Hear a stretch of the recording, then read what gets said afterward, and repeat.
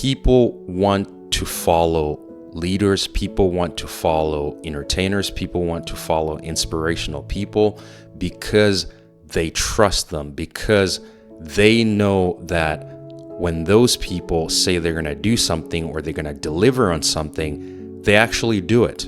Your personal brand exists out there and it's going to be built for you if you don't actively build it yourself.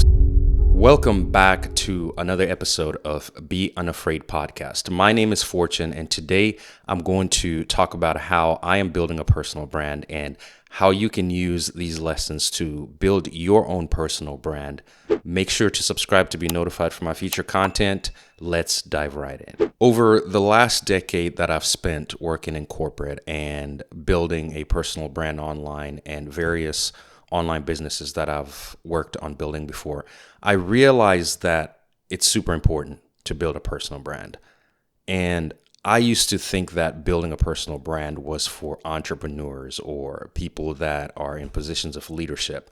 But what I didn't know was that whether you like it or not, people are going to define you a certain way. People that you work with, people that you do business with, people that you interact with, they're going to build you up and define you in a certain way in their minds. And they're sort of going to put you in a specific box, whether you're aware of it or not. And your personal brand exists out there and it's going to be built for you if you don't actively build it yourself. So when I realized that, I decided that, you know what? I didn't want other people writing my story. I didn't want other people creating a brand that really didn't represent who I am truly. I decided that I was going to take the initiative and I was going to consciously work on building a personal brand, building out who I am based off of my principles and values and based off of my mission in life. And that I was going to put that out into the world and choose to co-write my life, co-write my mission, co-write my personal brand along with life and not let other people define who I am. I started asking myself the question, can I actually build out a personal brand? I didn't know how to build a personal brand. I really didn't know what a personal brand was, but I knew that I wanted to dictate my story. I wanted to have an active role in writing out who I was as a person and the version of me that was going out into the world. So through watching content and reading books about personal branding, and then now seeing other people that had successfully built personal brands, people like Lewis Howell from the School of Greatness, like Chris Williamson, people like Ali Abdaal, people like the Mulligan brothers, like Myron Golden, I started now to see that there are people out there that have brands that resonate with people, that people gravitate to, and I gravitate to those people because of their messaging, and that messaging is part of the brand that they've built. And because of that, I have a trust in what they say, and I take what they say very seriously and actually think about how I can apply that into my own life. So that became an appealing thing for me, and I went on a quest to now figure out, okay, how do I build the same thing but in my own way? How do I have the same outcome but in a unique way that takes advantage of all my unfair advantages or my unique qualities and packages up in a way that it's me intentionally choosing to write out what my personal branding would be and not letting other people or the world define who that's going to be.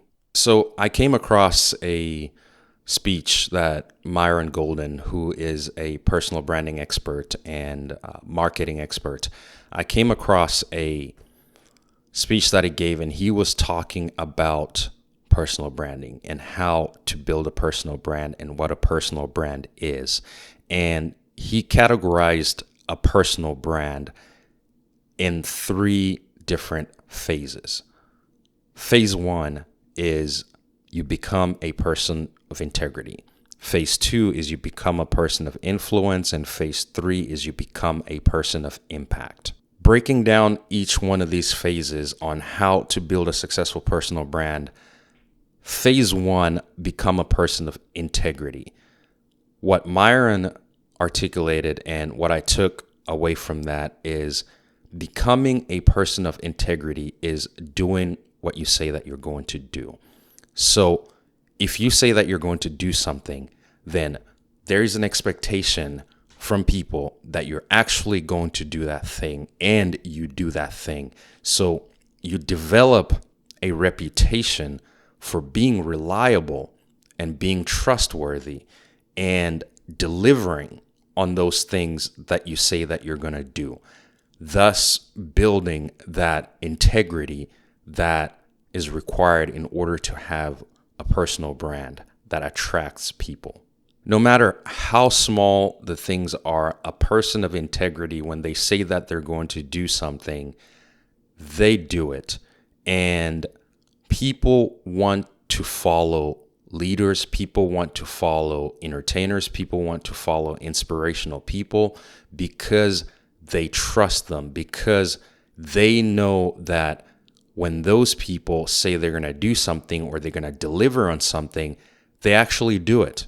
And that builds a level of credibility and a level of trust that if you're someone who's looking to build a personal brand and someone who is looking to really create value for other people and have them trust in what you say, then you need to be a person of your word. You need to be a person of integrity.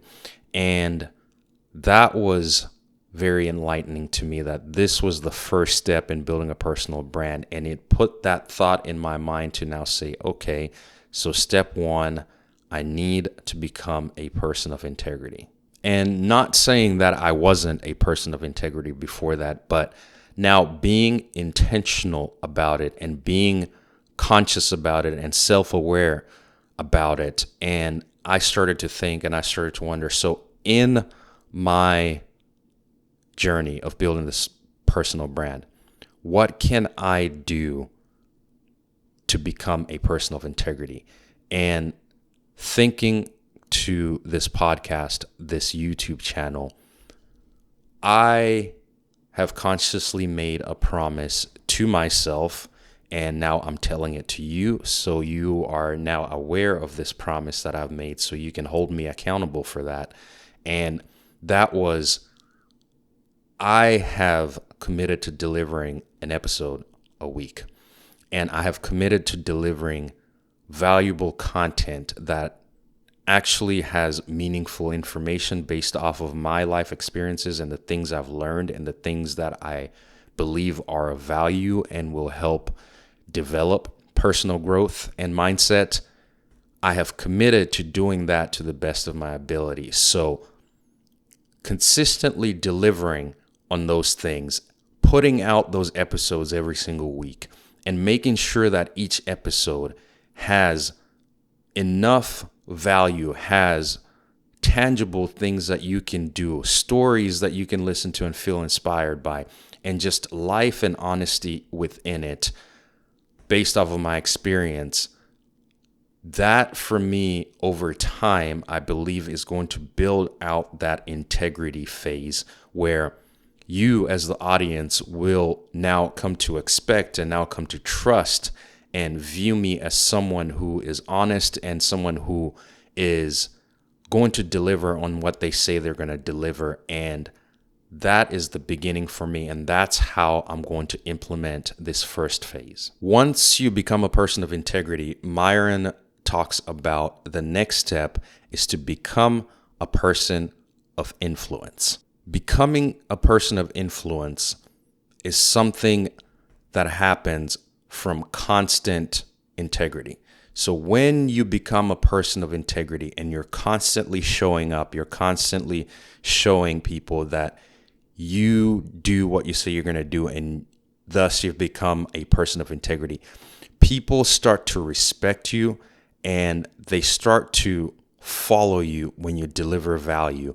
And what happens is that it now moves from just people listening to you and enjoying it or just taking it in casually, but you now start to shape people's thoughts and you start to shape people's beliefs, and people start to feel things from your content, and they start to take your content and actually reflecting back on it and how they can influence it into your life. And Myron emphasizes that this influence is not something that is forced.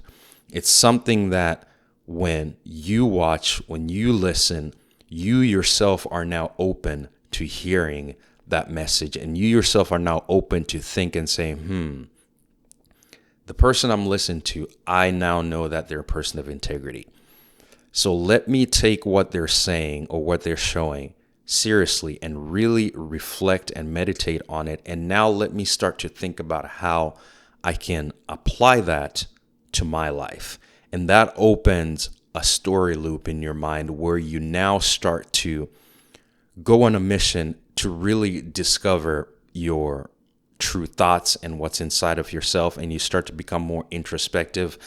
And that influence is very pivotal to a lot of the successful brands that we watch online. And for example, when I talk about some of my favorite people on the internet, like the Mulligan brothers that have the Mulligan Brothers interviews and the Mulligan Brothers podcast, I listened to a lot of their content in the beginning, and I listened to a lot of their interviews in the beginning, and it was entertaining and it was good content, and I would listen, I would enjoy it.